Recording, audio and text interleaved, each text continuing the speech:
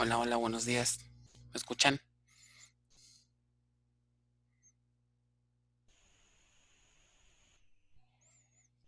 Ok, parece que sí me escucho bien.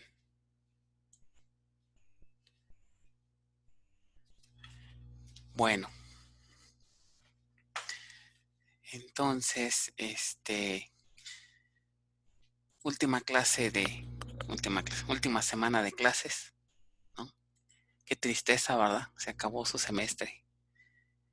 Entonces vamos a empezar con su última semana de clases. Este, ahorita un poquito más adelante, bueno, ya a ver si se unen otros cuantos más. No hemos platicado de las fechas, ¿verdad? De exámenes y demás, las cosas que nos faltan por hacer. este, Ahorita que se conecten un poco más, platicamos, ¿no? De eso. Entonces el próximo miércoles ya cerramos hasta donde alcanzamos a llegar con el temario, y hasta ahí le dejamos, ¿no? Entonces vamos a seguir platicando del tema de rendimiento y afinación que empezamos ya a revisar la clase pasada. Algunos aspectos a modo de introducción, ¿no? Como platicamos, pues es un tema muy extenso que podríamos echarnos, yo diría que un semestre entero, ¿no? En haciendo prácticas y prácticas de afinamiento, ¿no? Entonces, pero con que tengan, digamos, la idea general, ¿no? De lo que se hace en esta área, creo que es bastante buen, digamos, por lo menos tener un background general de lo que es el refinamiento y afinación de las bases de datos, ¿no? Entonces, eh, comentábamos de la vez pasada, ¿no? Básicamente las tres áreas principales donde se enfoca el estudio, ¿no? Y la cuestión de comprender la cuestión de afinamiento y refinación es afinamiento y rendimiento, perdón, es básicamente, primero que nada, la cuestión de la planeación. Así al igual que en backups o en cuestiones de muchas otras actividades en el área de diseño de la base de datos, la planeación y el desarrollo de la estrategia de, de acciones a seguir para mejorar de manera continua el rendimiento, se tienen que planear, ¿no? Se tienen que discutir, se tienen que documentar inclusive, ¿no? Ahorita más adelante vamos a ver a qué me refiero con esto, ¿no? El afinamiento de la instancia, como empezamos a revisar la vez pasada, ¿no? Estar checando que siempre esté funcionando bien, ¿no? Y un área muy importante, la parte de afinamiento de SQL, ¿no? Entonces, en el caso de la instancia, ¿no? Básicamente es eh, estar verificando, ¿no? Que la correcta asignación de la memoria que se hace en la instancia sea la adecuada, ¿no? Casi siempre se utiliza la administración automática, eso ayuda mucho, de que lo vimos en temas pasados, ¿no? Sin embargo, dependiendo del tipo de la base de datos, dependiendo del tamaño, es de repente que se necesiten hacer ajustes a esas áreas de memoria, ¿no? Típicamente con que se configure el memory target, ¿recuerdan? Con un tamaño adecuado a los datos que vamos a procesar, generalmente basta, ¿no? Y en algunas otras situaciones se va a requerir hacer algunos ajustes adicionales. Eh, Otro punto importante dentro de esta área es el afinamiento del sistema operativo, ¿no? Si el sistema operativo no está bien, pues entonces la base de datos que está montada sobre el sistema operativo, pues tampoco, ¿no? Aquí sobre todo cuestiones ¿se acuerdan de los parámetros que configuraron cuando hicieron su primera instalación, ¿no? Parámetros del kernel, sobre todo, ¿no? Los parámetros que ustedes configuraron, digamos, es para una base de datos genérica, ¿no? Típica. Pero bueno, ya en bases más grandes pudiera ser que requeramos también ajustes a esos parámetros, ¿no? Este, un ejemplo pudiera ser el número de máximo de archivos abiertos que la base de datos, más bien que necesita tener la base de datos, ¿no? Este, para una base ya productiva ese número puede incrementarse, ¿no? Entonces ese parámetro a nivel del sistema operativo debe de ajustarse, ¿no?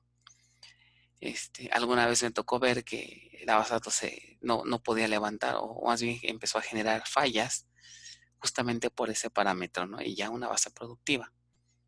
Entonces, bueno, principios de desempeño es algunos de los puntos. Vamos a ver aquí, estar viendo aquí algunos puntos que se deben de tomar en cuenta, ¿no? En esta tarea. Primero que nada, aquí lo que les comentaba hace rato, ¿no? Hacer rendimiento y afinación es una tarea continua que requiere de una metodología, ¿no?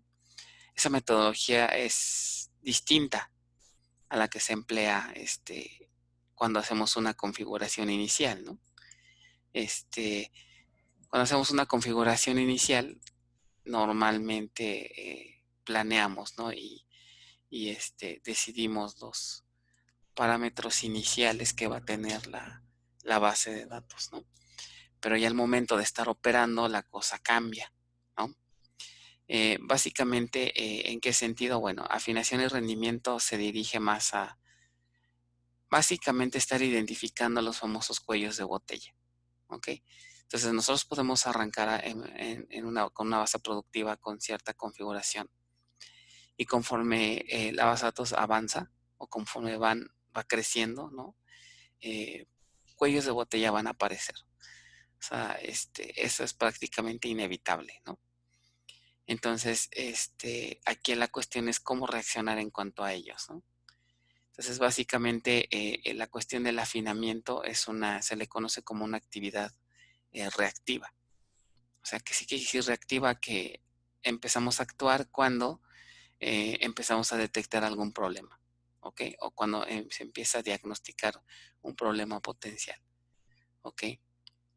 Entonces no es tan grave que tengamos que evitar los cuellos de botella antes de que ocurra, ¿no? Esto llega a ocurrir y llega a ocurrir con bastante frecuencia, ¿no? Entonces, ¿qué se tiene que hacer para empezar con el afinamiento y rendimiento? Bueno, de entrada, la obtención de datos iniciales.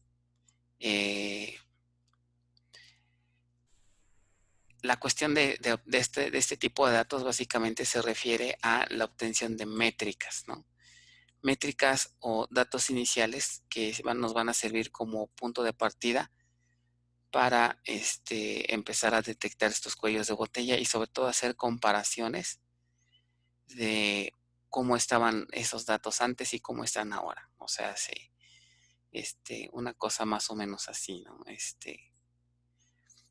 A lo largo del tiempo, digamos, vamos a suponer que nuestra base cuando es nuevecita, ¿no? Como todo, ¿no? Empezamos prácticamente en un cierto estado. Entonces, es recomendable que en el estado cero, por así decirlo, antes de que pongamos nuestra base de producción, ya tengamos una foto o una imagen de cómo se comporta nuestra base de datos en cuanto a cuestiones de desempeño. ¿Ok? ¿De dónde va a salir esta primera imagen, de esta primera versión de cómo se comporta nuestra base? Normalmente esto viene de la parte de pruebas, de testing, ¿no? Es importante y recomendable que antes de pasar a producción, toda nuestra base de datos sea probada, ¿no? Sea verificada. ¿En dónde? Bueno, en un ambiente que sea lo más cercano a producción. De aquí sacamos una primera foto o imagen y esta nos va a servir como base, ¿no? Nosotros suponemos que nuestra base se va a comportar de tal manera, entonces tomamos como métrica un conjunto de datos iniciales, ¿no?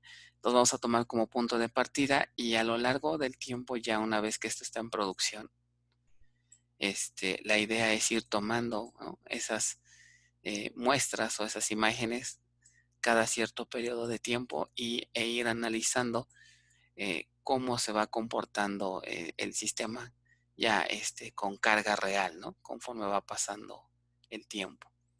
Entonces, ¿esto para qué nos va a servir? Bueno, para sobre todo hacer una comparación, ¿no?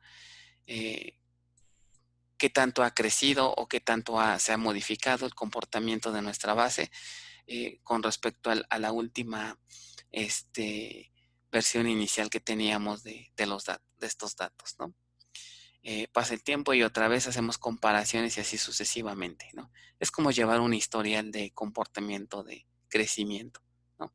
Algo así como un niño, ¿no? Cuando llevamos todo su expediente de cómo se fue desarrollando, qué tanto ha ido creciendo en un mes, en un año, qué tanto ha subido de peso, qué tanto ha crecido, ¿no?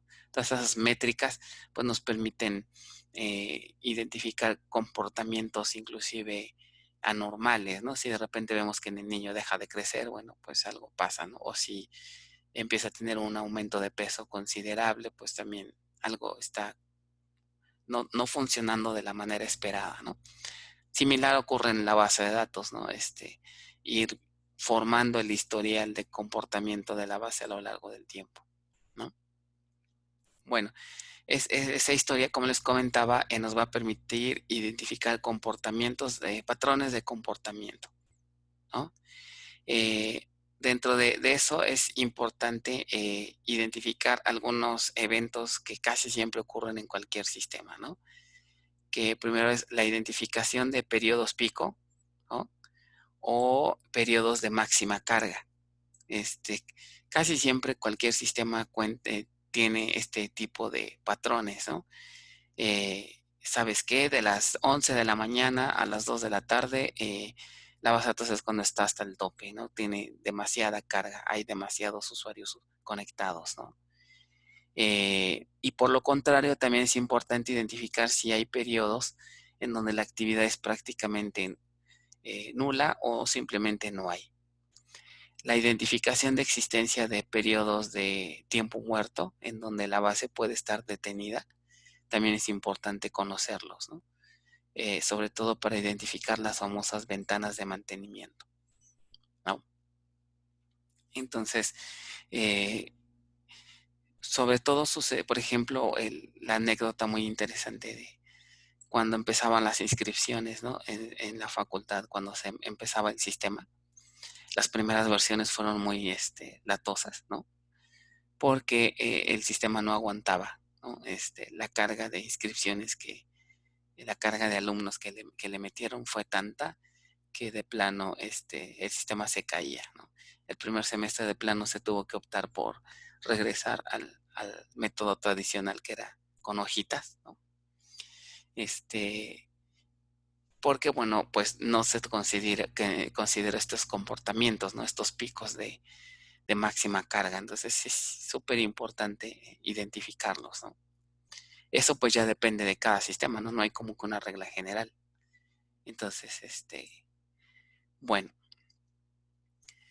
ahora, ya que tenemos la identificación de estos periodos de máxima carga, después viene el apoyarnos con herramientas, ¿no?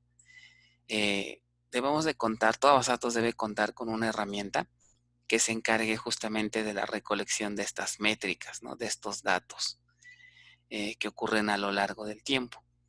En especial, bueno, aquellos que ocurren en periodos de carga máxima, ¿no? Entonces, estos datos, bueno, ¿a qué me refiero básicamente? Es una colección de datos que a nivel general se les conoce como estadísticas, ¿ok? No sé si alguien hasta ahorita ubica esta idea o alguna vez han visto qué son las estadísticas, ¿no? Pues básicamente son conjuntos de datos eh, que recolectan datos, ¿no? Básicamente medidas, ¿no? O números de cómo se comporta la base de datos en diferentes aspectos, ¿no? Por ejemplo, a grandes rasgos tenemos estos tipos de estadísticas que son las que se requieren o las convenientes para detectar cómo se está comportando nuestra base de datos, ¿no? Estadísticas de la aplicación, por ejemplo, es decir, esto es a nivel de software. Si N aplicaciones están haciendo uso de una base de datos, se recolecta, por ejemplo, los tiempos de respuesta, ¿no?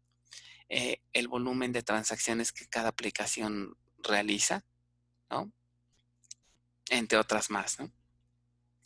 estadísticas propias de la base de datos, ¿no? Al interior de la base de datos hay un número importante de estadísticas que se recolectan y a diferentes niveles, ¿no? Puede ser a nivel de la base de datos, puede ser a nivel de esquemas, ¿no? O sea, a nivel de usuario o a nivel de los objetos de cada usuario, ¿no? Este, entre otras. Estadísticas del sistema operativo, por ejemplo, aquí se guarda este,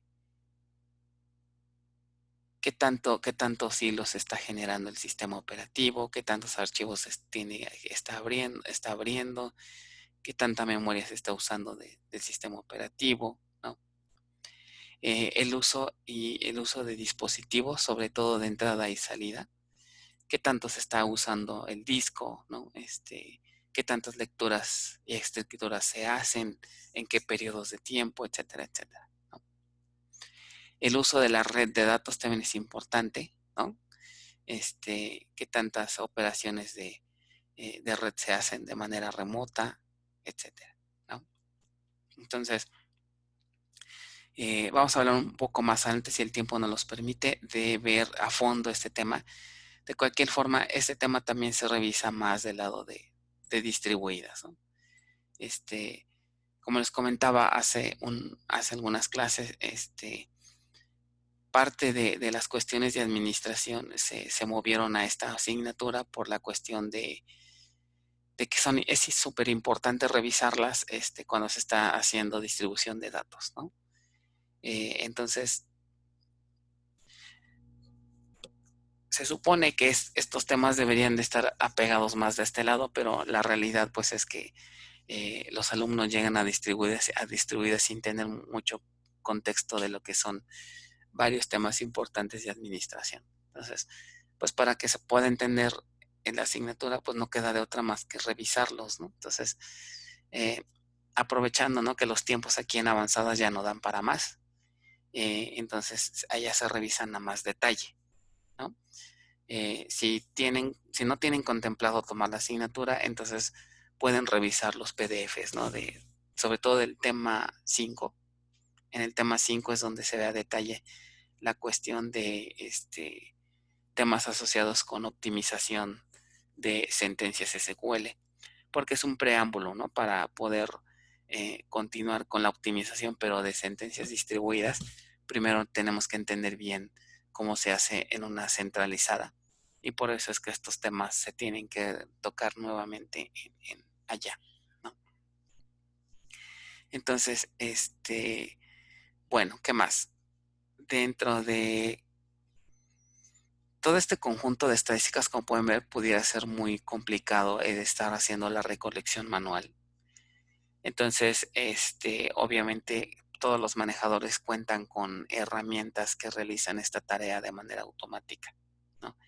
En el caso de este manejador se utiliza una herramienta que se llama AWR, que ya la habíamos platicado por allá brevemente en temas anteriores, ¿no? Esta herramienta va a ser la encargada de recolectar todo este conjunto de metadatos, ¿no? Y esto lo hace cada cierto periodo de tiempo, ¿no? Cada vez que se hace esto, cada recolección o cada conjunto de datos recolectados se les conoce como snapshots. Entonces, estos snapshots es lo que les platicaba hace rato, ¿no? De estar tomando una foto, una imagen de cómo se está comportando nuestra base a lo largo del tiempo, ¿ok? Es como si fuera nuestra ficha de evolución o de crecimiento de nuestra base de datos, ¿no?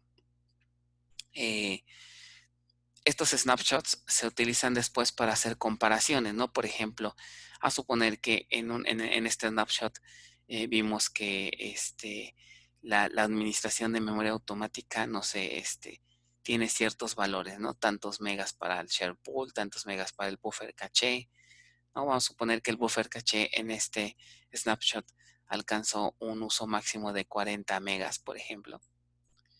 ¿Y qué pasa? Imagínense si en el segundo snapshot nos dice que ahora la memoria ocupada es de 250 megas, ¿no?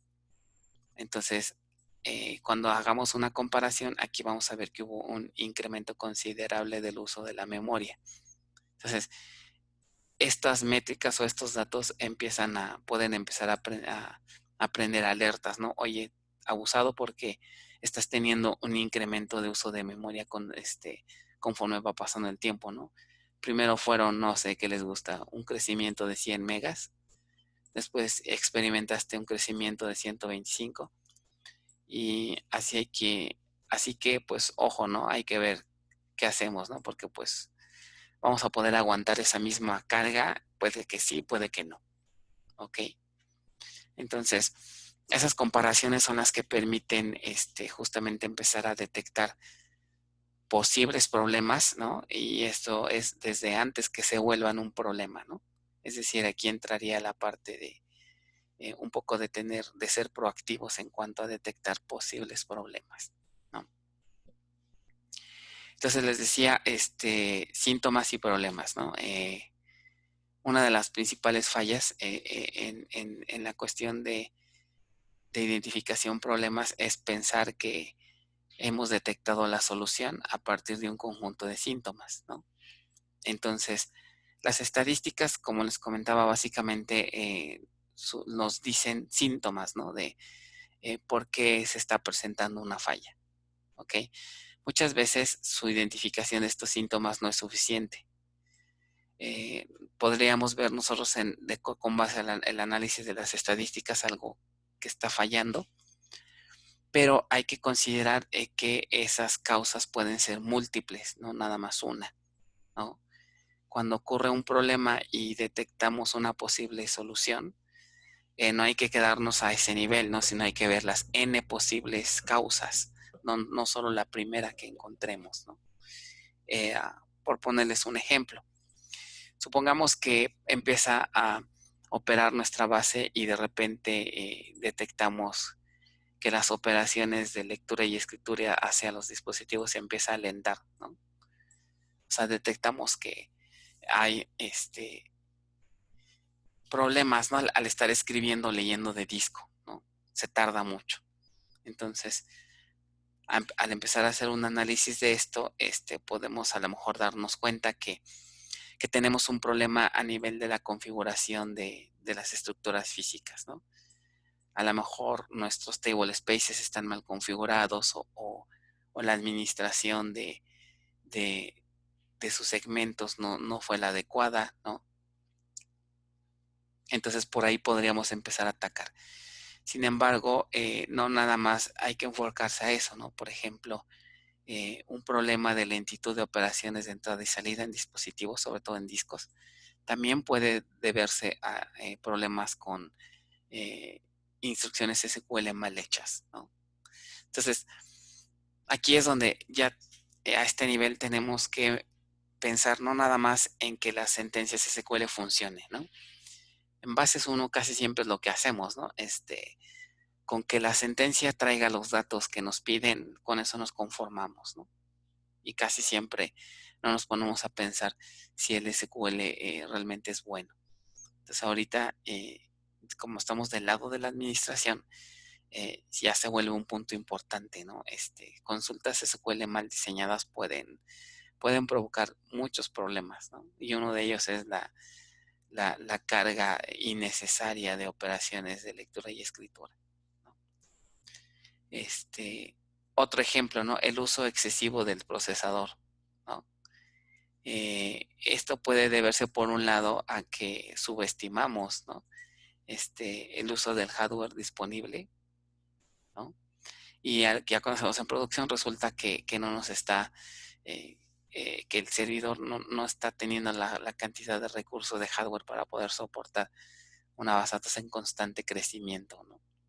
Entonces, igual el uso excesivo del procesador puede ser no nada más por la cuestión del hardware insuficiente, sino también por una cuestión de sentencias SQL mal diseñadas, ¿no?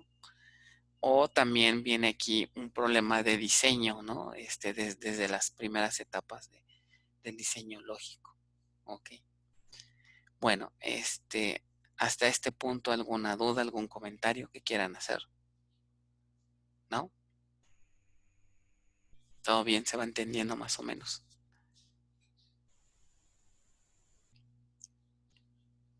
Sí, profe, gracias. Ok, muy bien. Entonces, eh, sigamos.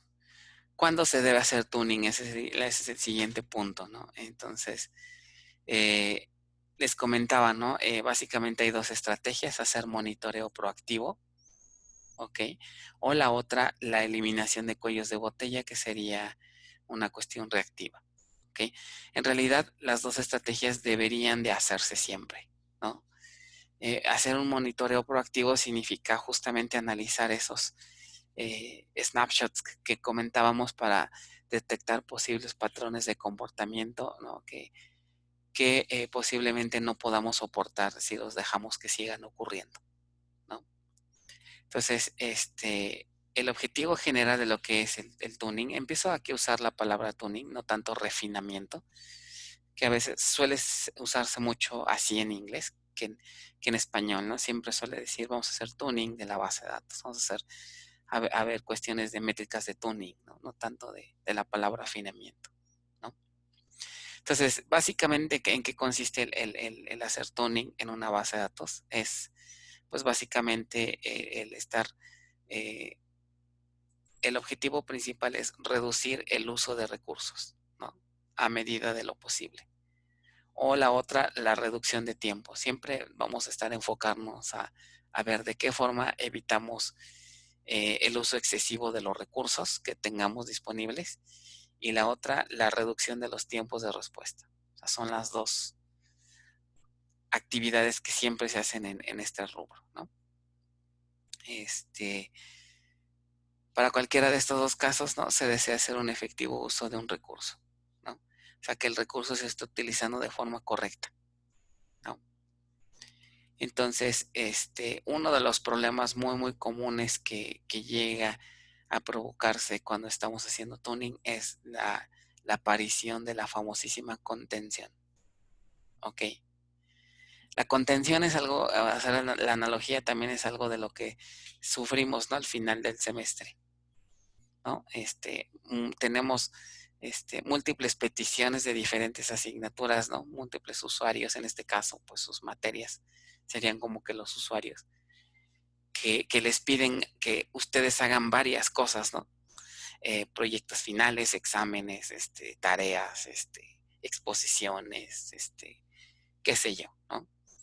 Este, y todas esas actividades se les juntan, ¿no? Entonces la contención es algo parecido cuando tenemos múltiples usuarios que intentan hacer uso del mismo recurso, ¿no? Puede ser el uso de una tabla, ¿no? El uso de, o múltiples recursos están accediendo a los mismos datos, ¿no? Etcétera. Entonces, este, este es algo que con lo cual siempre hay que estar batallando, ¿no? ¿De qué manera evitamos o hacemos que no se produzca esos cuellos de botella eh, generados o producidos por cuestiones de contención, ¿no? Entonces, para resolverla, normalmente el problema es más que nada a nivel de la aplicación, ¿ok? Casi siempre la contención viene de la mano por un mal diseño, ¿no? O por una mala configuración que está provocando una cuestión de contención, ¿no? Entonces, ¿qué tenemos que hacer? Casi siempre hay que modificar la manera de cómo está haciendo las cosas, son las aplicaciones, ¿no? Cambios a nivel de la base de datos, pero esto es más que nada a cuestión de configuraciones, ¿no? Que una configuración pueda provocar contención. Cambios en la configuración del hardware sería como que el último recurso. Si de plano el problema se debe a un hardware no suficiente, entonces caeríamos en esta situación, ¿no? Bueno, ahora otra área que también habíamos comentado la clase pasada, ¿no? El tema del tuning, pero a nivel de SQL, ¿ok? Igual aquí podríamos pasarnos prácticamente el semestre entero revisando toda la guía para hacer tuning, ¿no? Y pues fácil se nos va el semestre ahí en este tema, ¿no? Entonces, primer punto que tenemos que considerar, ¿no? Cuando nosotros lanzamos una sentencia SQL, ahorita me estoy enfocando más a sentencias de tipo select, ¿no? Hay un componente que se le conoce como el optimizador, ¿ok? Optimizador de consultas. Este es un componente súper importante, ¿no? Ya que se encarga de determinar otro concepto importante que es el plan de ejecución, ¿ok? Este, este plan de ejecución básicamente, como su nombre lo indica, describe una serie de pasos ordenados, ¿no? Que muestran la manera en la cual una sentencia va a procesarse, ¿ok? Ahorita me voy a adelantar un poco, pero para mostrarles un ejemplo de ello, voy a adelantarme un poco acá. Les voy a mostrar, este es un ejemplo de un plan de ejecución, ¿ok? Esta es la vista, digamos, en modo texto, la más común, ¿no? No necesito de ninguna herramienta gráfica para pintar un plan de ejecución. En modo texto se ve así, ¿ok? Entonces, el plan de ejecución, como pueden ver, es una serie de actividades, como ven aquí. En la primera columna de ID me indica todas las actividades que va a realizar la base de datos para resolver una sentencia como esta, ¿no? Típicamente la manera en la que se muestra el plan de ejecución es indicando la instrucción explain plan y después escribimos la sentencia SQL, ¿ok? La consulta en sí. Para mostrar el contenido, como se ve aquí, podemos hacer uso de esta instrucción. Ok, entonces, por ejemplo, esta consulta hace una liga, ¿no? Tiene un join, si se fijan, tienen aquí dos tablas y estamos haciendo join entre ellas y, y un predicado por ahí.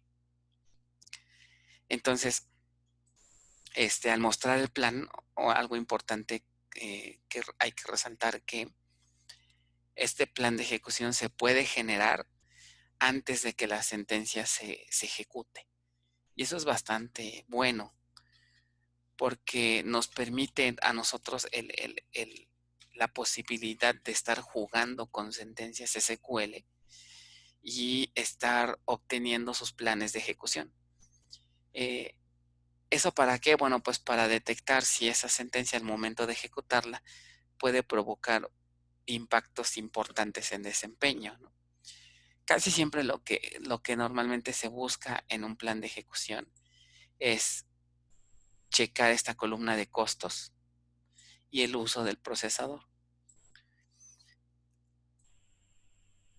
Y adicionalmente el uso de la memoria. Entonces, lo más ideal, lo que siempre se trata es que los valores de estas columnas, inclusive también de los registros que se obtienen, sean los menores posibles, ¿no? Entre más tiendan a ser cero, eso significa que nuestra sentencia no tiene problemas de rendimiento, ¿no?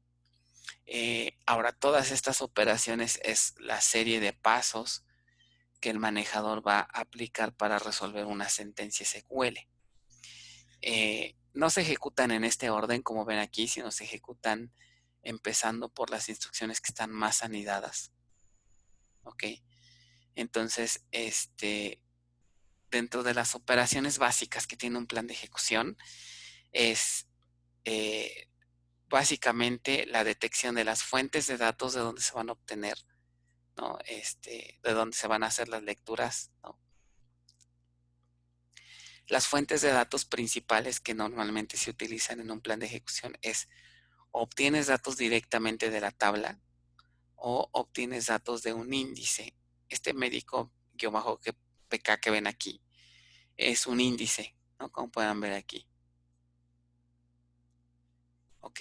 Entonces, como pueden ver, los índices juegan un papel importante para generar consultas decentes, que tengan buen rendimiento, ¿no? Entonces, esta columna también es importante porque aquí pueden ver qué fuente de datos está usando para sacar información. Hay consultas que se pueden procesar inclusive sin tener que acceder a la tabla, ¿no? No sé si eso en alguna ocasión lo comentamos. Por ejemplo, si ustedes quisieran hacer el conteo, oye, quiero que me digas cuántos registros tiene nuestra tabla, una tabla, ¿no? cuántos empleados tenemos en la empresa. Entonces ustedes, pues muy probablemente lanzarían la siguiente consulta para ver cuántos empleados tenemos en la empresa. Entonces lanzarían algo así como select, el clásico count, ¿no? Count, asterisco, from, empleado, por ejemplo. ¿Ok? Entonces, o en alguna otra tabla más representante, por ejemplo, de orden de compra, ¿no? Orden compra. ¿Quieren saber cuántas órdenes de compra se han generado en una base de datos desde que inició operaciones? Aquí mi pregunta sería, ¿ustedes lanzarían así esta consulta este, en un día donde hay bastante producción, ¿no? A lo mejor hasta en un periodo donde la base está en su punto de máxima carga. Eh, ¿Qué creen que haría internamente la base de datos para resolver esa consulta? Select count asterisco from orden de compra. Y esa internamente, ¿qué creen que haría? O sea, lo más empírico, lo más sencillo que podríamos pensar es, pues se empieza a recorrer la tabla y empieza a contar registros, ¿no? Sería así como que lo más obvio. Pues agarra, recorre la tabla y empieza a contar registros. Pero ¿saben cuánto tiempo se tardaría en hacer eso? Nuestra base de datos, ¿no? Sobre todo si es una tabla muy, muy grande. Entonces, acuérdense que como vimos en temas pasados, cuando se hace una lectura a los data files que contienen datos de esta tabla, lo que se lee en cada bloque de datos, acuérdense, son registros, ¿ok? No hay algo así como que nada más leamos un pedacito del registro, sino que cuando se hace un escaneo del bloque, ¿no? Se lee el bloque completo y se sube a memoria. Acuérdense de esto, ¿no? Por lo tanto, si ya tengo la lectura o si ya tengo todo el bloque en la memoria, entonces tengo disponible todo el registro. Entonces, en ese supuesto empírico, entonces se tendrían que leer para poder contar los registros. Se tendrían que leer todos los bloques de datos que tiene disponible la tabla, ¿no? Entonces, imagínense una tabla de millones de registros, ¿cuántos bloques de datos puede tener? ¿No? Muchísimos bloques de datos. Entonces, ponerse a leer o estar cargando registros en memoria únicamente para contarlos, pues resultaría una tarea muy ineficiente, ¿no? Entonces, ¿cómo creen que pueda resolver esa consulta? O sea, en general esa consulta no es tan pesada, ¿ok? No es tan pesada. Entonces, obviamente utiliza otra técnica, ¿no? Diferente a la que ahorita estamos comentando, ¿no? Entonces, ¿a alguien se le ocurre? ¿Cómo sabe eso a la base de datos? Sin que sea tan pesada la operación.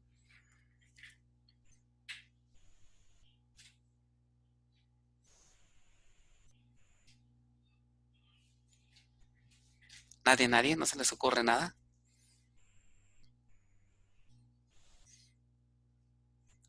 Es mucho pedir, que funcione nuestro cerebro a estas horas del día y en lunes.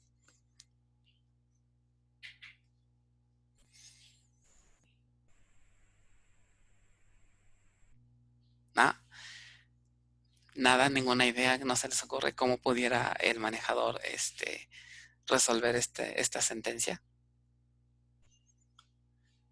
sin tener que leer o cargar todos los bloques de datos.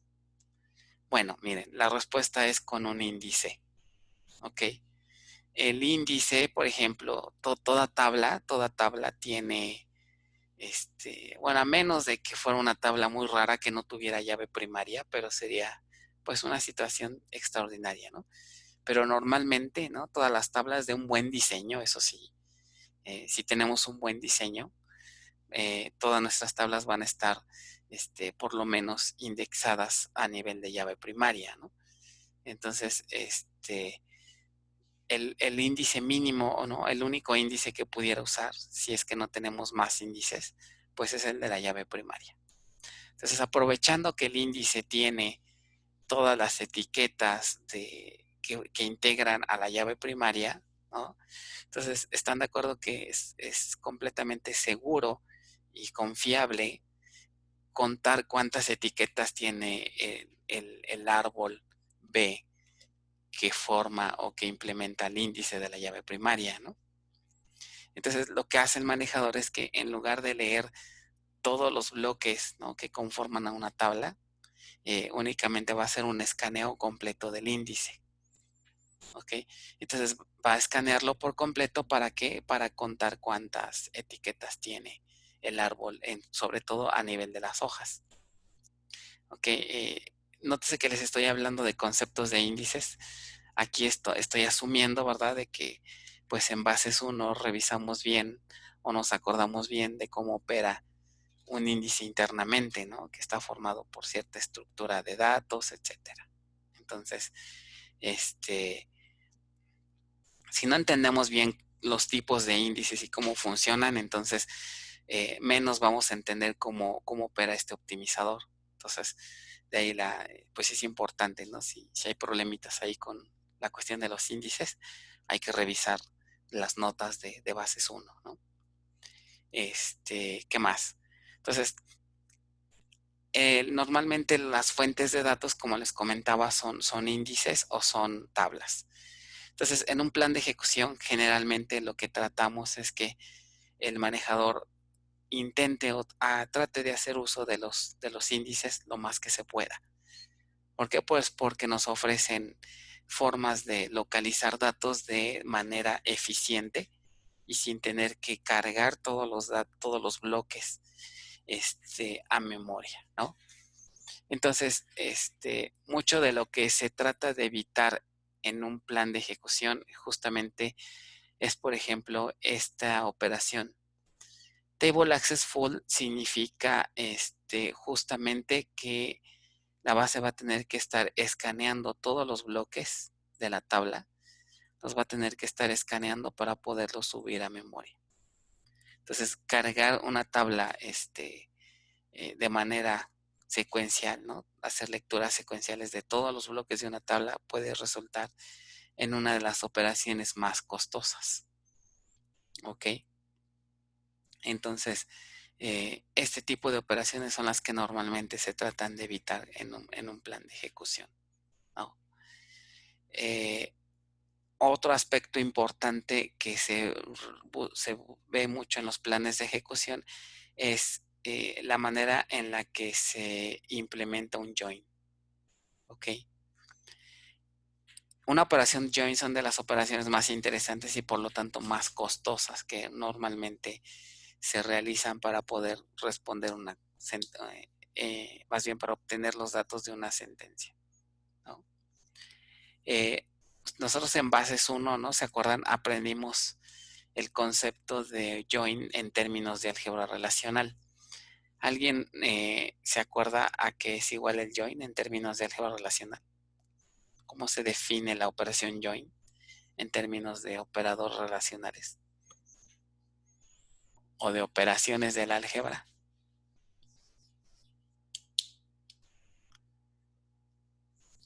¿Nadie? ¿Alguien se acuerda? Exacto, es parte, ¿no? No es en sí el producto cartesiano, como dice aquí Andrés, ¿no? Pero va por ahí. Es el producto cartesiano, pero tiene otra peculiaridad, ¿no? ¿Alguien recuerda? Aparte del producto cartesiano.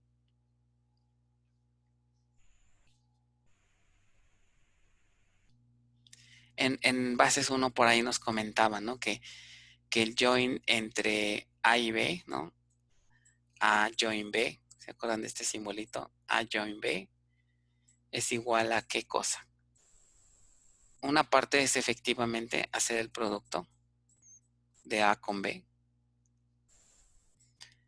¿no? Pero por ahí faltaba otra cosa. ¿Alguien recuerda?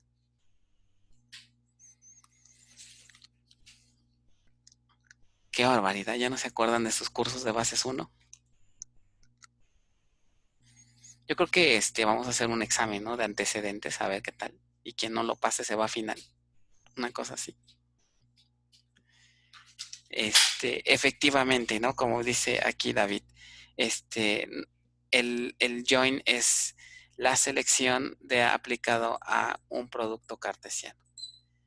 Este predicado básicamente es el predicado del join, ¿no? Cuando hacemos la igualdad de las columnas de la tabla padre con la tabla hija, ¿no? Que en la práctica es casi siempre hacemos llave primaria igual a llave foránea, ¿no? Cuando estamos haciendo el join igualamos IDs, ¿no? Típicamente.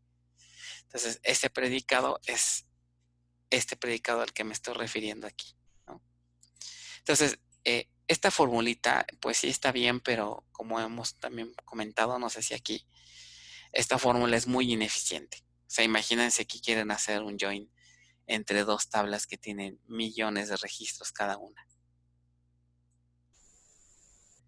¿Ok? Si de por sí, y se acuerdan a qué es igual el producto en dos tablas, pues prácticamente si hago productos entre ellas significa hacer todas las combinaciones posibles de los registros de una tabla con un registro de la otra. Entonces eso me da una cantidad de registros impresionante, ¿no? O sea, si tengo una tabla de 1 millón de registros con otra de 3, el número de registros que me traería el producto sería multiplicar 1 millón por 3 millones. Y pues ahí échenle cuántos registros obtendría. Por esa razón, en la práctica no se hace así. O sea, en términos de álgebra relacional, en términos conceptuales está bien, pero ya en la práctica esta fórmula no se utiliza. ¿Ok? Entonces, ¿qué se utiliza? Bueno, hay varias técnicas para poder implementar un join. Una de las más comunes es hacer una especie de for anidado que se le conoce como nested loop. ¿Ok? Hay otras técnicas, por ejemplo, otra técnica que se llama haciendo joins en términos de tablas hash. ¿Ok? Un hash join, es decir, aquí en lugar de que nos aparezca nested loop, aparece la palabra eh, hash, hash join. ¿Ok? Y hay una tercera que es basada un poco en ordenamiento que se llama sort merge join, ¿no? Entonces son las tres técnicas que normalmente se utilizan para realmente hacer el join entre dos tablas, ¿no? Entonces, todo eso que les estoy comentando se ve más a detalle en distribuidas, sobre todo porque si imagínense si una sentencia SQL no es óptima desde el punto de vista centralizado, ¿qué va a pasar? ¿No? Hay un tema en donde se revisa la optimización de consultas distribuidas y ahí forzosamente tenemos que meternos con los planes de ejecución a detalle. Entonces, el problema es que llegan alumnos, llegan compañeros que les preguntas, ¿no? ¿Qué es un plan de ejecución? Y se quedan completamente en blanco, ¿ok? Entonces, no hay de otra más que, pues, hacer ahí un repaso de los planes de ejecución, ¿no? De los métodos de acceso, etcétera. Entonces, básicamente, así se ve un plan de ejecución.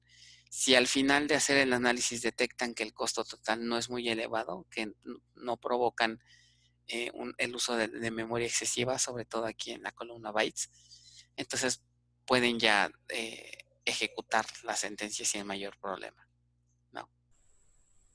Entonces, básicamente, esa es la idea de un plan de ejecución. ¿Ok? ¿Dudas a nivel general de esto?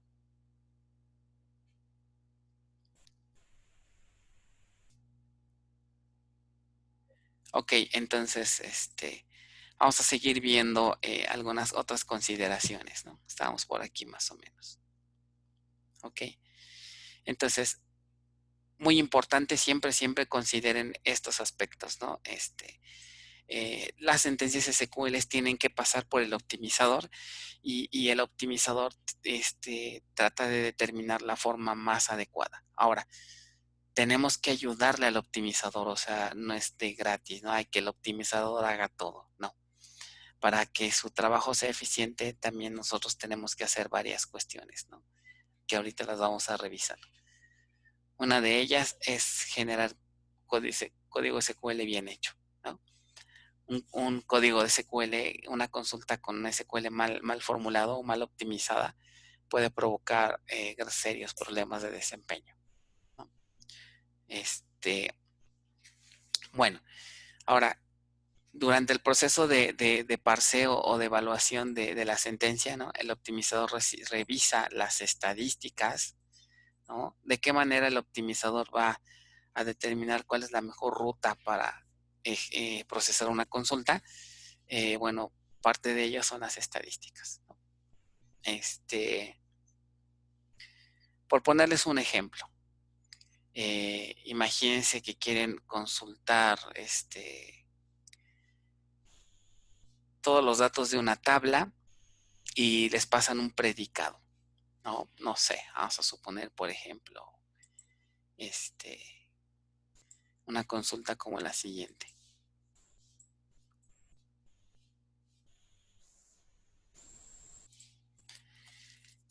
Select asterisco from empleado where tipo igual a VIP, por ejemplo, ¿no? Bueno, un empleado para que sea más fácil. Clientes VIP. ¿Ok? Entonces, ¿qué haría el manejador para poder resolver esta consulta? Entonces, dependiendo lo que tenga disponible, es la respuesta que puede generar, ¿no? Por ejemplo, si hay un índice, ¿no? Si tenemos, por ejemplo, indexada la columna tipo, el manejador puede hacer uso de un índice para localizar registros, ¿no? De una forma más rápida, haciendo uso de los row IDs que tiene el índice, ¿no? Pero, por ejemplo, si el manejador detecta que la tabla de cliente es relativamente pequeña hasta el momento, entonces el manejador puede optar en lugar de auxiliarse de un índice, pues mejor carga toda la tabla a memoria, ¿no? O sea, hay veces que conviene más cargar toda la tabla a memoria, ¿no? A que estar haciendo uso de un índice para que me diga qué registros son los que necesito, ¿no? Entonces pensaríamos que hacer la carga de una tabla completa no es algo común, sí es algo común, pero eso se hace dependiendo de los costos, ¿no? Entonces, ¿cómo le hizo el optimizador para decidir si emplea el índice o si mejor carga toda la tabla? Bueno, la respuesta serían las estadísticas, ¿no? Esas estadísticas, por ejemplo, habría una de ellas sería, se guarda en el diccionario de datos cuál es el número aproximado de registros que tiene cada tabla. Ese numerito le serviría al optimizador para decidir, oye, ¿sabes qué? Esta tabla tiene relativamente pocos registros. Entonces tengo también a su vez un índice que me pudiera ayudar a minimizar lecturas a disco, ¿no? Pero al percatarse el manejador que es una tabla pequeña, puede decidir, ¿sabes qué? Me sale más barato cargar toda la tabla que estar analizando los índices y después regresar a la tabla para hacer filtros, ¿no? Entonces eso me sale más caro, entonces puede decidir el optimizador, mejor cargo la tabla completa. Entonces todas esas decisiones o técnicas para procesar una consulta, gran parte de su razón de ser es que salen a partir de haber hecho un análisis de las estadísticas, ¿no? Entonces de ahí es donde la importancia que tiene, ¿no? Su recolección. Entonces, otra forma de estar ayudando a ver cómo se comporta nuestro SQL es monitorear el uso de las sentencias con herramientas gráficas. Aquí en el semestre igual no alcanza el semestre para ver o aprender a usar herramientas gráficas, ¿no? Casi siempre nos fuimos más a la cuestión de toda línea de comandos, ¿no? Evitar al máximo la dependencia de herramientas gráficas. Para cuestiones de rendimiento suele ser útil contar con ellas, ¿ok? Entonces, por ejemplo, La base de datos nos ofrece ciertas herramientas parecidas a SQL Developer, por ejemplo, que nos ayudan a mostrar otros aspectos, sobre todo de rendimiento. Entonces, esa imagen que ven ahí, es una imagen típica que ayuda a identificar cómo se están comportando nuestras sentencias SQL. ¿Ok? Y detectar, por ejemplo, estos picos de aquí indicarían que hay ciertas sentencias, ¿no? Que están provocando cierta carga en el sistema, ¿no? Por ejemplo, aquí se ve en el eje de las Y's en esta imagen el número de sesiones activas, ¿no? Se ve, por ejemplo, cómo se están usando los recursos. Aquí del lado derecho pueden ver lo que significa cada color, ¿no? Por ejemplo, vean, esta parte en verde significa, ¿no? Cómo se está utilizando el procesador. Esta parte en azul indica qué tanta actividad en disco está provocando cierto usuario. La concurrencia, lo que ven aquí en rojo, qué tantos usuarios concurrentes están en un cierto periodo en el tiempo, ¿no? Y así sucesivamente, ¿no? Aquí, por ejemplo, en esta parte se ve algo interesante, ¿no? Se muestra eh, qué tantos recursos se están gastando, pero a nivel de sentencia SQL. Entonces, por ejemplo, aquí pueden ver estos colorcitos les pueden dar un indicativo para saber, ¿no? Si la consulta se está comportando de forma adecuada. ¿Ok? Entonces, por ejemplo, si de repente observamos sentencias SQL que tienen una actividad bastante importante, ¿no? Una carga bastante alta, ¿no? Una actividad muy grande, como ven aquí. Entonces podríamos empezar a sospechar de esas consultas, ¿no? A lo mejor esas consultas están mal hechas, están mal optimizadas y están provocando toda esta carga, ¿ok? Nótese que en la columna SQL ID, con este ID nosotros podemos mostrar en sí el código SQL, ¿no? Y de esta manera detectar qué sentencias son las que están provocando problemas, ¿no? Entonces, es parte también de las herramientas gráficas que tienen las bases de datos, ¿no? Y así como esta, pues hay muchísimas gráficas de distintos tipos, ¿ok? Bueno, ya entrando justamente al tema de las herramientas, bueno, antes de pasar a ello, el último comentario que les quería hacer en cuanto al optimizador es que eh, el plan de ejecución se genera totalmente en automático y eso lo hace el optimizador.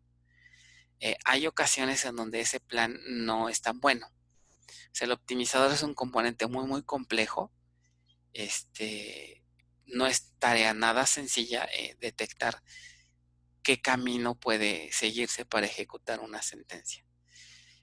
Sobre todo en donde se le complica más al optimizador, y eso es donde les hago énfasis, es cuando escribimos sentencias SQL muy mal hechas, ¿ok? Con un montón de subqueries ahí anidados, eh, se obtienen columnas que a lo mejor ni se ocupan, entonces, este, ahí es donde pues el optimizador batalla, ¿no? En tratar de generar algo más decente. Entonces, por eso nosotros debemos ayudarle al optimizador, ¿no? Tratando de escribir sentencias lo más óptimo posible. ¿Ok? Entonces, ahorita ya no es que nada más corra el, el query o la consulta, sino que aprendamos a escribir código SQL pues decente, ¿no? En caso de que el optimizador no logre hacer eso, hay una manera de ayudarlo manualmente. Por ejemplo, si el optimizador decide cargar toda la tabla y nosotros queremos que no haga eso, sino más bien que haga uso de un índice.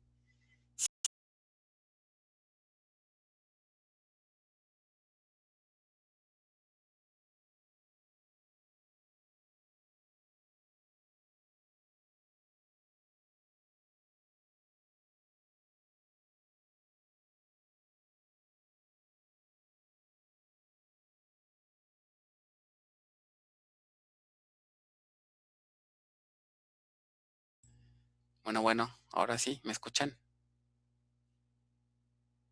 Ya, ok.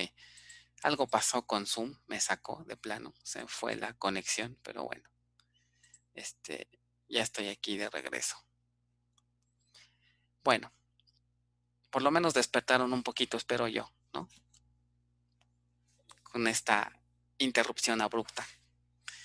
¿En qué fue lo último que les estaba diciendo? ¿Me recuerdan? ¿En qué me quedé? ¿Qué les estaba yo explicando?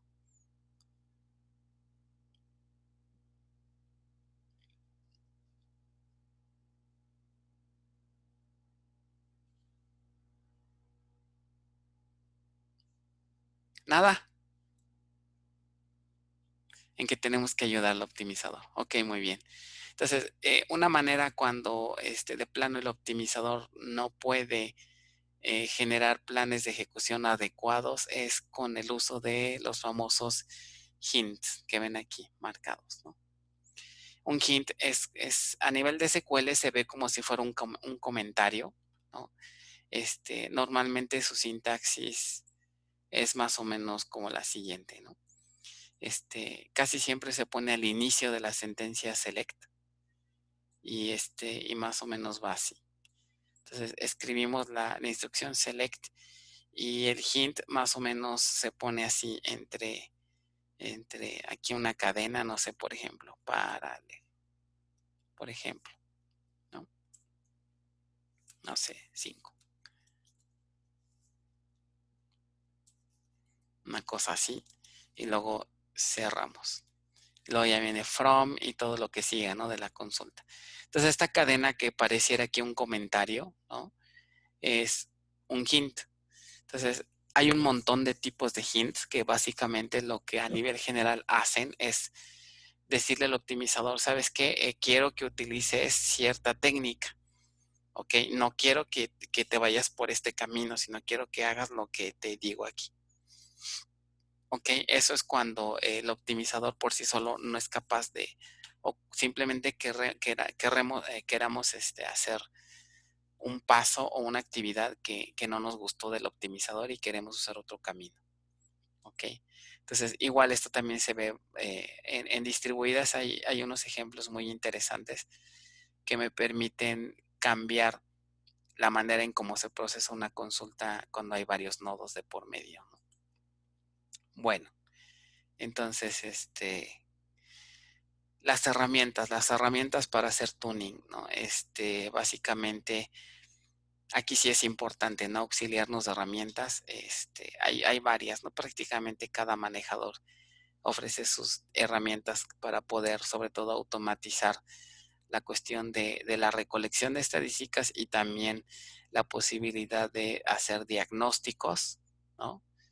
E inclusive hay herramientas que ya que tienen el diagnóstico, son capaces de solucionar el problema, ¿no?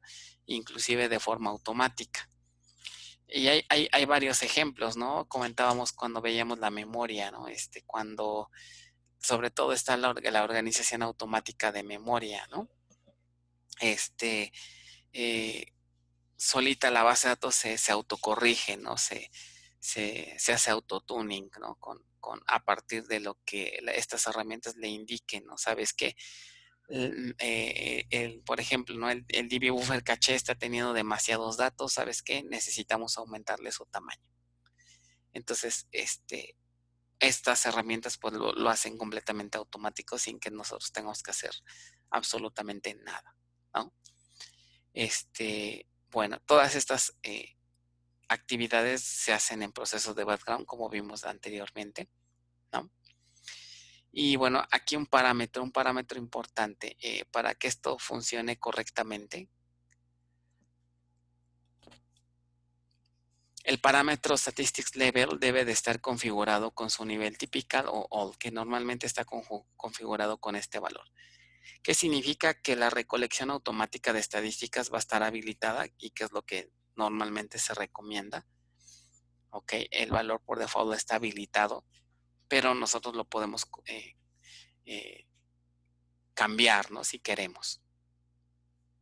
Entonces, este es el parámetro que se utiliza para habilitar las estadísticas. Entonces, a nivel de resumen, estas son las herramientas que ofrece en este caso Oracle para implementar todos estos requerimientos, ¿no? De recolección de estadísticas y de detección de diagnósticos, ¿no? Entonces, una de ellas es el AWR, que ya habíamos platicado en temas anteriores, ¿no? Recolecta los datos estadísticos, ¿no?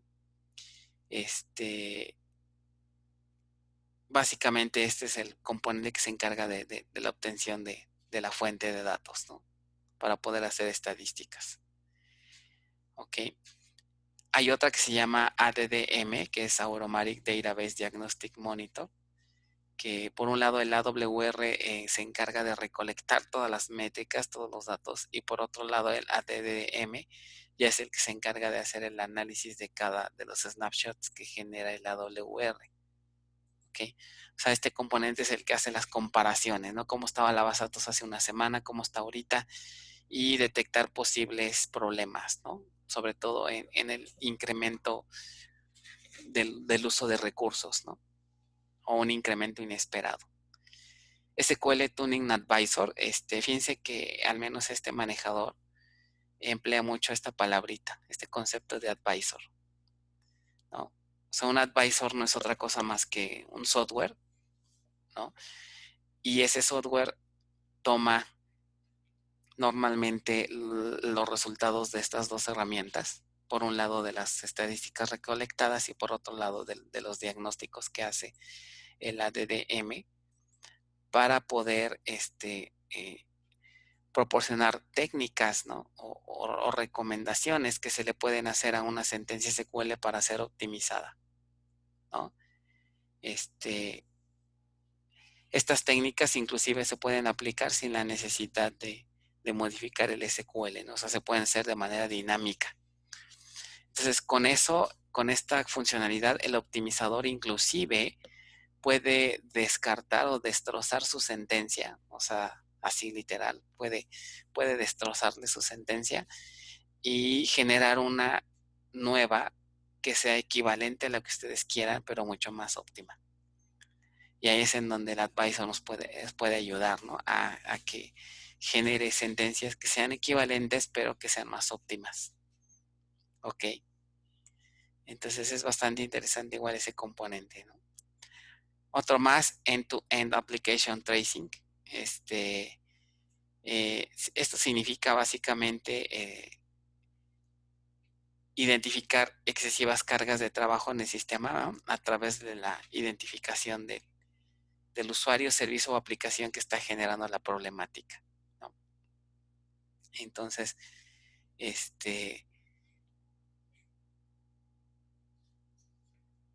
es importante sobre todo, ¿no? Porque hay veces que empezamos a notar que el desempeño se está viendo afectado, ¿no? Empezamos a ver lentitud, pero no sabemos quién lo está generando, ¿no? O qué cosa está generando esa problemática. Pudiera ser un usuario externo, pudiera ser una aplicación, o pudiera ser inclusive un componente al interior de la base de datos, ¿no? Entonces, esta herramienta me permite identificar qué usuario es el que está provocando el degradamiento de desempeño, ¿no? Y también pudiera ser, o qué aplicación inclusive, ¿no? O hasta qué sentencia es la que está provocando un desempeño, un problema de desempeño, ¿no? Ok, otra herramienta, las alertas, como administrador de base de datos, ¿se acuerdan que en el tema 2 por allá mencionamos de cómo consultar en la base de datos la manera para ver, más bien, cómo consultar en el diccionario las rutas donde se encuentran todas las bitácoras de la base, ¿no? Entonces, una de esas rutas que vimos es el famoso trace log, que ahí es donde se guarda el resumen, ¿no? de toda la actividad de la instancia, desde que se inicia hasta que se detiene. Entonces,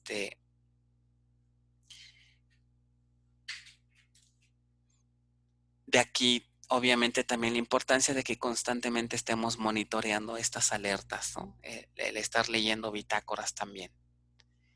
Y bueno, otra es advisors adicionales, ¿no? El SQL Tuning Advisor no es el único.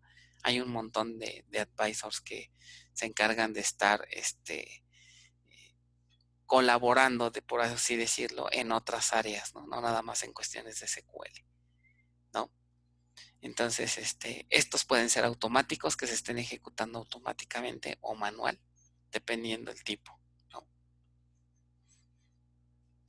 Bueno, y finalmente las vistas del diccionario de datos. Este recurso sí lo hemos usado.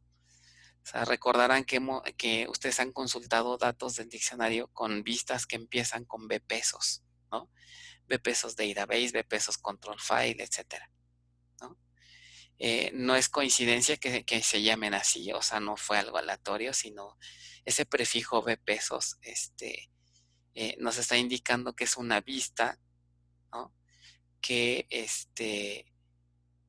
que tiene que ver con cuestiones de desempeño, que contiene datos que pueden ayudar al mejoramiento del desempeño, ¿ok? La otra diferencia con una vista del diccionario es que eh, sus datos se guardan en memoria, ¿no? Entonces el acceso a ellas es muy rápido, ¿ok? Es muy rápida. Entonces, se guardan en memoria y cada vez que se hace una startup, bueno, se actualizan dichas estadísticas, ¿no? Para que estén ahí eh, en las vistas, ¿no? Se actualizan los datos para que estén disponibles en todo momento. Bueno, entonces, como pueden ver, igual nos podríamos pasar un buen rato, ¿no? Revisando cada una de estas aplicaciones, cómo se lanza, cómo se configura, este, cómo se usa, cómo se programa, ¿no? Entonces, igual aquí fácil se nos podría ir todo el semestre aprendiendo cada una de estas herramientas, ¿no? Bueno, ya hemos estado hablando de cuestiones de estadísticas y de optimizador. Ahora vamos a hablar un poquito del lado del software que accede a la base de datos. Consideraciones en cuanto al diseño de una aplicación. O sea, no todo recae sobre los componentes de la base de datos, ¿no? ¿Qué pasa con las aplicaciones? Mucho de las problemáticas que a veces se generan en cuanto a desempeño ni siquiera es cuestión de configuración de la base, sino más bien un problema de cómo la aplicación que accede a los datos fue desarrollada. ¿Ok? Y esto es el pan de cada día, ¿no? En la industria está llena de desarrollos que hacen un uso ineficiente de la base de datos. O sea, aplicaciones que piensan que la base es infinita y tiene un desempeño infinitamente grande y constante. Y pensamos que eso ocurre y obviamente no es así, ¿no?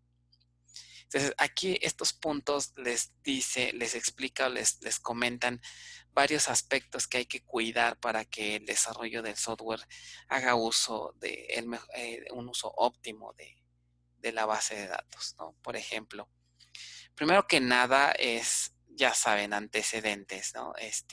Si no tenemos un buen diseño lógico de la base de datos, ¿no?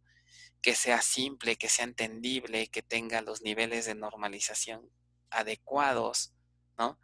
Que haga uso de buenas prácticas, por ejemplo, de repente hacer uso de llaves artificiales,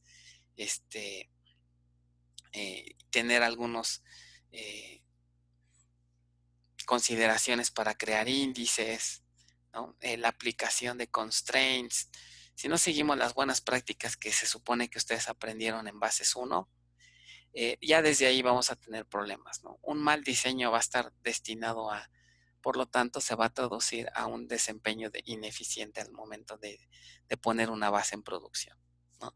Entonces, por eso en Bases 1 se les hace énfasis y no por algo nos pasamos medio semestre eh, revisando cuestiones de diseño. Entonces, no echen al baúl de los recuerdos todo lo que aprendieron de modelado, ¿no? Eso es también importante para tener un buen desempeño. Como DBAs o como administradores también hay algo importante. Eh, a ustedes son por ejemplo, al administrador es el que recae en él la responsabilidad de aceptar un diseño en su base de datos, ¿no? Entonces el DBA tiene que actuar como filtro. Oye, ¿sabes qué? Este cuate quiere crear todas estas tablas, quiere crear todos estos índices, pero la verdad es que su diseño está muy mal, ¿no? Es más, ni siquiera tiene un diseño. Así nada más nos pasó la lista de tablitas y ya. Entonces, error no deben de aceptar, como administradores no deben de aceptar esos diseños deficientes. Entonces, para llegar a ese punto, obviamente el DBA tiene que tener conocimientos bastante sólidos en el área de diseño de bases de datos, ¿no?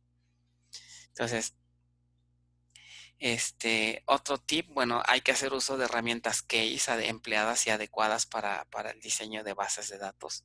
¿Ok? No conviene mucho usar Paint o usar Word o usar herramientas que realmente no ayuden, ¿no? A hacer un buen diseño. Por eso es que también en Bases 1 se revisan herramientas case, herramientas especializadas para pues que los modelos sean entendibles, ¿no? Y bien hechos. Otro punto importante, el diseño físico de las tablas e índices. No, bueno, este es una área que igual también aquí podemos pasarnos un buen rato aprendiendo, ¿no?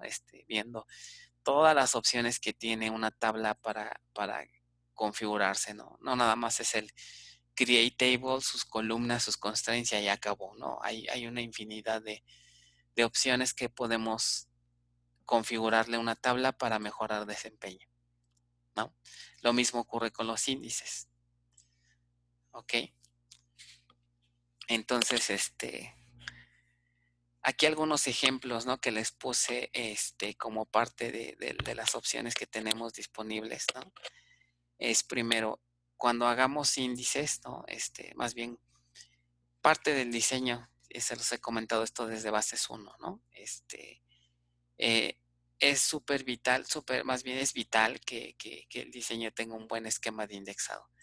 Dónde se indexo, dónde no, qué tabla sí, ¿no? Y sobre todo con qué tipo de índice, que puede ser un B-tree, puede ser un bitmap, puede ser un compuesto, puede ser un basado en funciones, o inclusive pueden ser índices particionados, ¿no? Como pueden ver, hay una variedad de índices también, y es importante que los conozcamos, ¿no? Ver ventajas y desventajas del uso de esos índices no siempre es bueno, ¿no? Eso en cuanto a índices. En cuanto a tablas, bueno, igual, un montón de configuraciones, ¿no? Por ejemplo, la capacidad de crear lo que se le conocen como tablas con una especie de pre-join ya realizado, ¿no? Columnas derivadas, hacer clústeres de tablas, ¿no? Hacer tablas organizadas a nivel de índice, el uso de las vistas y de las vistas materializadas. Eso de vistas materializadas se ve completamente en distribuidas, ¿no? Que básicamente es una manera de hacer replicación entre nodos, ¿no? Que están físicamente separados. Ese es uno de sus usos de las vistas materializadas, ¿no? El uso de las vistas, fíjense que aquí hay un punto interesante y también pues una anécdota o experiencia que fue completamente real. El uso de las vistas. Por un lado, ustedes saben, ¿no? Que una vista me permite reducir complejidad hacia el usuario. ¿Por qué? Porque el usuario no tiene que escribir toda la sentencia SQL que alimenta la vista, ¿no? Entonces solemos hacer eso, ¿no? Supongan que tienen un sistema que tiene varias vistas, ¿no? Permiten y simplifican el diseño, ¿no? Nos evitan escribir SQL, ¿no? Sobre todo joins, ¿no? Y es bueno, pero ojo, hay un contra del uso de las vistas. Su uso podría ser subóptimo, en especial si, por ejemplo, tenemos n vistas y empezamos a hacer joins entre una vista y una tabla o lo que es peor, un join entre una vista con otra vista. ¿Ok? O sea, si empezamos a abusar de las vistas, eso me va a provocar que el optimizador ya no va a poder generar planes de ejecución eficientes porque es como tener, imagínense, algo así, que definen una vista, dos vistas, por ejemplo. Y acuérdense que cada vista, a su vez, no es otra cosa más que una consulta, ¿no? Esta vista puede tener asociado un query Q1. Ahora imagínense que esta también tiene un query Q2, que es independiente, ¿ok? Entonces, ¿qué pasa si después tengo otra consulta, ¿no? Una consulta 3 y hago join con la vista en lugar de hacerlo directamente con las tablas a las que hace referencia Q1. Entonces, hacer join entre una vista y otra tabla es una operación costosa porque acuérdense que a su vez Q1 puede estar apuntando a otras tablas, ¿no? Puede estar apuntando a C2 e inclusive a la misma C3. ¿Ok? Esto puede provocar hacer como que un join más otro join dentro de una vista, puede provocar problemas de desempeño. Entonces, siempre es preferible resolver las consultas sin el uso de vistas. ¿Ok? Y esto les comento porque me tocó ver un proyecto que estaba así repleto de vistas, para toda una vista, para todo vistas. Y el problema era que hacían joins entre vistas, ¿no? Entonces, eso provoca un degradamiento de desempeño considerable. No hagan eso, ¿ok? No hagan eso. Las consultas deberían de resolverse sin el uso de vistas a medida de lo posible, ¿no? Ese es otro tip que les dan aquí. ¿Qué más debe de contemplar nuestra aplicación? Debemos de evitar a medida de lo posible el uso de código PLSQL, pero que sea invocado desde la aplicación, no dentro de la base, ¿no? Como se hizo en bases 1, ¿no? Entonces, no sé, imagínense que tienen un sistema hecho en Java y de repente es posible que Java le envíe, ¿no? Haga uso de un procedimiento almacenado definido en la propia base de datos para que se ejecute. Entonces, es posible invocar procedimientos almacenados desde Java, por ejemplo. Entonces, eso también es costoso, entonces se prefiere que a medida de lo posible evitarlo. El optimizador no puede hacer mucho con un programa PLSQL para optimizar sus consultas, ¿no? ¿Qué más? El uso de un caché. Eso es también algo interesante, importante.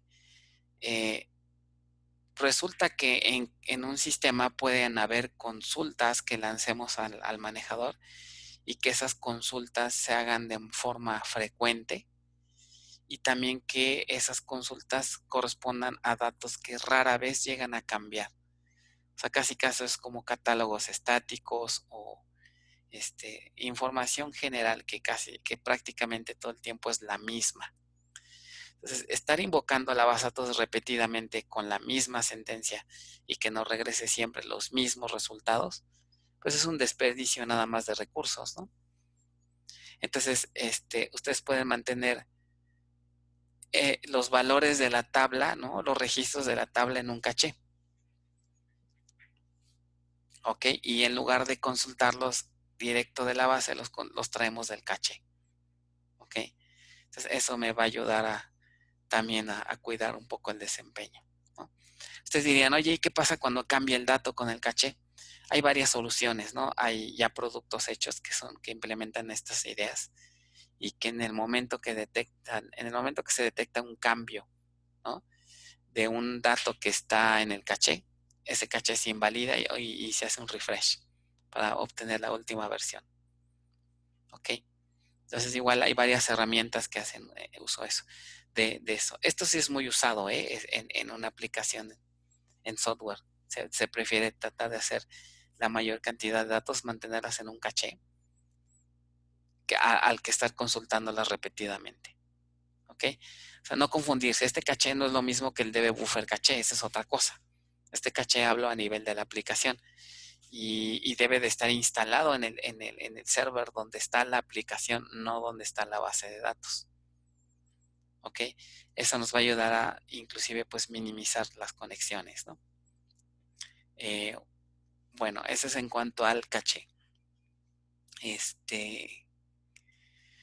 Otro, hacer uso siempre, bueno, esto creo que sí es más que claro para ustedes, ¿no? Hacer uso siempre de las FKs en lugar de que la aplicación valide referencia. O sea, si su software se pone a validar, por ejemplo, a ver, para una orden de compra debo de verificar que exista su cliente, ¿no? Eso es una mala práctica, ¿no? Para eso están las foráneas. Si tienen foráneas en su modelo relacional, en su software no tiene por qué estar haciendo las validaciones de referencia cada rato, ¿no? Eso pega en desempeño también. El siguiente punto o viñeta es muy interesante también. ¿Alguien ha usado o alguien sabe lo que es un ORM?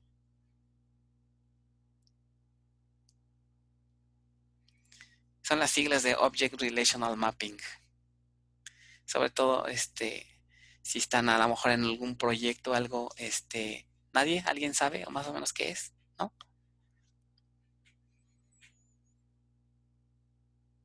Bueno, si alguien tiene planeado dedicarse al desarrollo de software en forma, agréguenle a su lista de pendientes aprender un ORM. ¿Ok? ¿Por qué razón? Se usan muchísimo afuera.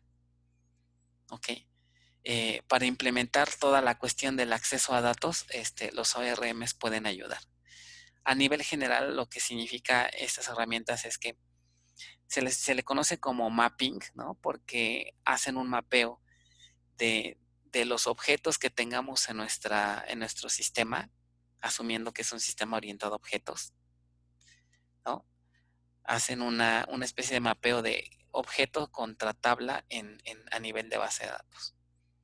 Con esos mapeos, estas herramientas son capaces de crear código por nosotros, o sea, código de sentencias SQL, sobre todo operaciones de select. O sea, esta herramienta tiene la capacidad de que podamos interactuar con la base sin que tengamos que escribir código SQL. El código SQL lo generan justamente los ORMs. Suena padre, ¿no? Suena bien porque nos ayuda a simplificar el desarrollo. Escribimos menos líneas, menos código, pero hay una pequeña gran desventaja.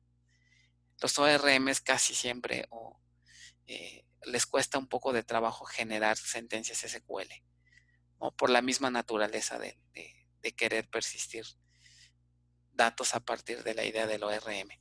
Entonces, de repente pueden generar sentencias no óptimas. Entonces, es bueno usarlos. Yo no digo que no los usen, sí úsenlos, pero sí tienen que tener muchísimo orden y cuidado. Curiosamente, la semana pasada me contactó pues un exalumno de la facultad, no fue mi alumno, pero bueno, me buscó porque, ¿qué creen? Justamente este chico está teniendo muchos problemas con los ORMs en su empresa, con el proyecto en el que está laborando. Siempre he comentado, ¿no? Que el ORM puede ser útil siempre y cuando tengan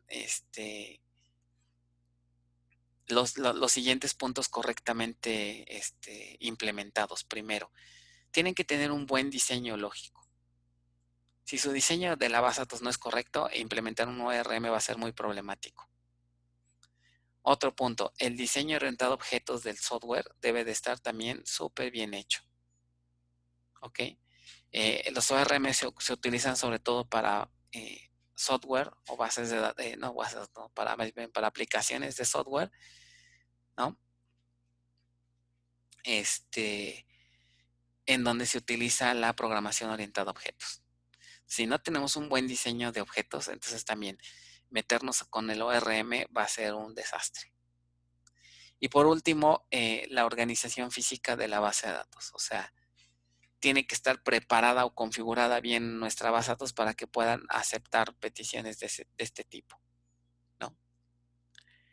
El problema es que estos 3 puntos casi nunca se logran. Nos piden implementar ORMs cuando el diseño de la base de datos está horrenda, está horrible, ¿no? O a lo mejor el software no está bien diseñado, ¿no? Cuando eso ocurre, el implantar un ORM se vuelve una tarea muy tediosa, ¿no? Entonces, si se usa, hay que estar monitoreando constantemente qué sentencias SQL me está generando, que puede ser que no sean lo más óptimo posible. ¿Ok? Bueno, entonces igual les digo, anoten esto a su lista de pendientes porque sí es algo que se utiliza muchísimo. ¿Ok? ¿Dudas hasta aquí? ¿No? Bueno, dije ORM. Aquí está en el PDF ORM. ¿Ok?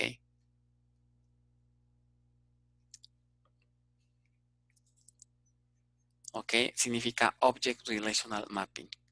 Ejemplos de estos ORMs está, por ejemplo, JPA y Hibernate, que son de las implementaciones más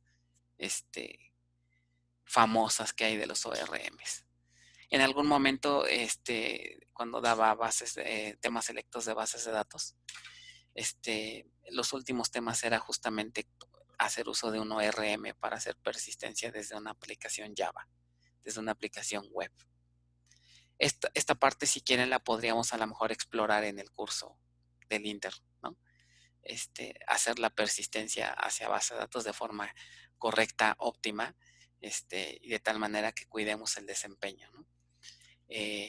Cosas que he visto, por ejemplo, en sus proyectos de bases 1, utilizan mucho PHP y en la gran mayoría de los casos la facilidad del lenguaje hace que generen SQL totalmente ineficiente, muy ineficiente, ¿ok? Pues también hay que tener cuidado con el uso de los lenguajes de alto nivel que acceden a bases de datos, ¿ok? Bueno, hay otros aspectos importantes que vamos a ver más adelante en otro checklist para validar que el desempeño está bien. Entonces, de momento ahorita, en cuanto a buenas prácticas de aplicaciones, sería toda esta parte, ¿no?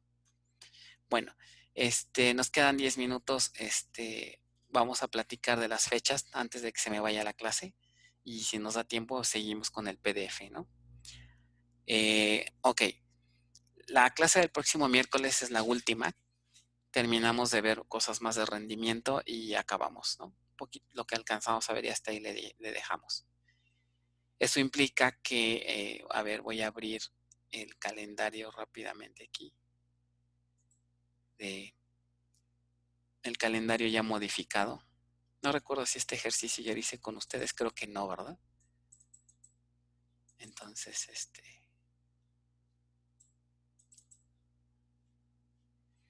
voy a abrir aquí una terminal nueva para abrir el calendario. Ah, no, pero no.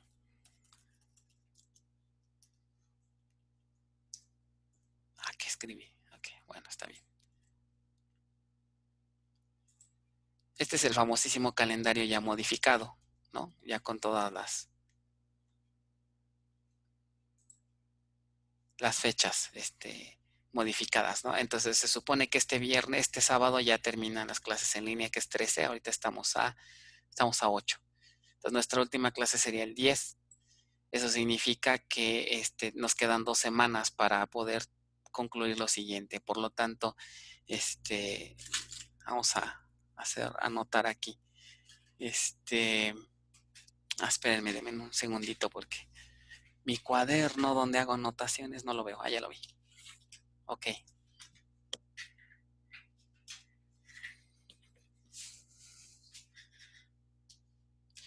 Ok, entonces esto es BDA. Con base a este calendario, pues no tenemos mucho para dónde movernos, ¿no? El último parcial tendría que ser el lunes 15, ¿ok? El último parcial que abarcaría hasta este PDF que estamos revisando, ¿no? Después, ojo, el proyecto final lo tenemos que entregar a más tardar el día viernes 19, ¿ok? Ok, el 19. Y finalmente podríamos todavía, fíjense, del proyecto, podemos hacer lo siguiente, como es la misma semana, ¿les parece si lo pasamos al siguiente lunes? Podría ser el lunes 22, ok. Y finalmente el examen final para los que tengan que hacer final tendría que hacerse el día 24, ni modo, 24 de junio, ok. Miércoles 24 de junio. Y ya las calificaciones, pues yo creo que las daríamos el día 27, ¿no? El sábado 27. para que la más tardar, pues ya el último día ya estén en actas. Ok, entonces como pueden ver, pues no está algo apretadito el tiempo, pero no hay de otra.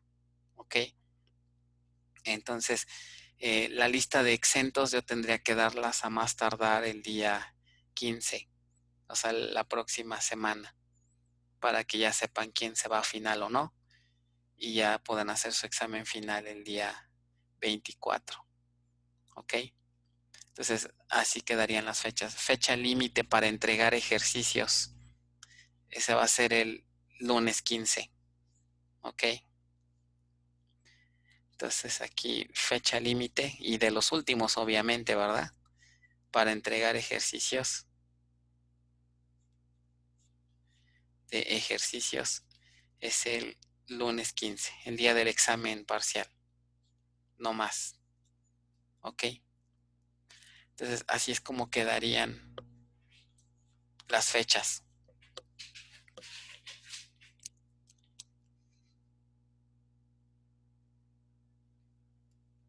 ¿Ok? ¿Dudas de esto? ¿Preguntas? No, todo bien. ¿Ok? Entonces, acuérdense bien, el lunes 15 sería el siguiente examen y ese día, igual es el límite, ¿no? Nos vamos a quedar hasta con los ejercicios del tema pasado, que es el tema 8. Son, no recuerdo cuántos eran de la parte 1, pero de la parte 2 son 3 ejercicios, entonces, hasta ahí vamos a llegar, ¿ok? Entonces, dice el 17, ¿qué? El 17. Pues si quieren podemos conectarnos el 17, pero el 17 ya habrá pasado el último parcial. No sé, a lo mejor serían dudas para su proyecto, puede ser si quieren, ¿no? Eh, Me preguntan aquí clases para el proyecto, pues es que el problema es que el proyecto lo tienen que entregar el día, ¿qué dijimos? El día,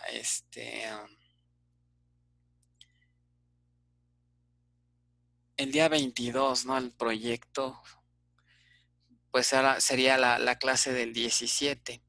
Esa clase la podríamos, dedicar para el proyecto. De todas maneras, voy a empezar algunos me están enviando correos con dudas del proyecto, los voy a empezar a responder desde hoy, para que también por correo podamos ir, resolviendo dudas, sobre todo con la parte del modelado. Y después ya viene el otro PDF que también, les voy a subir ya hoy mismo, para que, puedan avanzar ya con lo que sigue, ¿no? Y entonces sería así, la clase la clase del 17, que es la del próximo miércoles, podemos dedicarla a ver dudas del proyecto, pero si se fijan es la única, ¿no? Esa sería grupal, ¿no? La del 17 sería la única y ya después pues hasta ya la entrega, ¿no? De todas formas, si detecto que hay demasiadas dudas, podríamos hacer una, pues fuera de horario, ¿no? En algún otro día. Pero de momento vamos a tratar de resolverlas vía correo y si de plano no, no funciona, podemos hacer alguna sesión, perdón, en Zoom.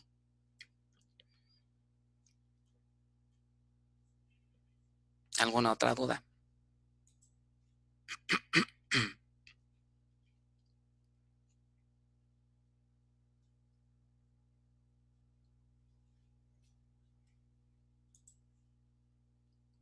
Bueno, entonces si no hay otra duda, si quieren le dejamos hasta aquí.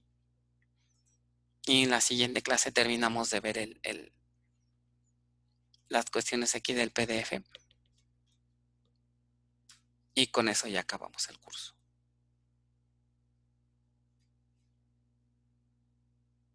¿Ok?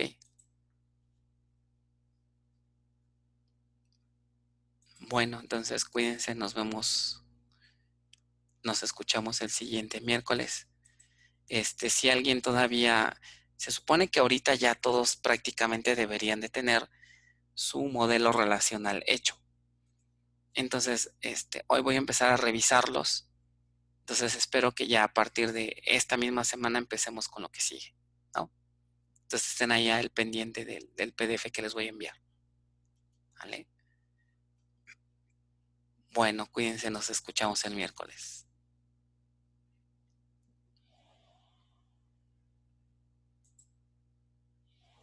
Igual, buen día, nos vemos.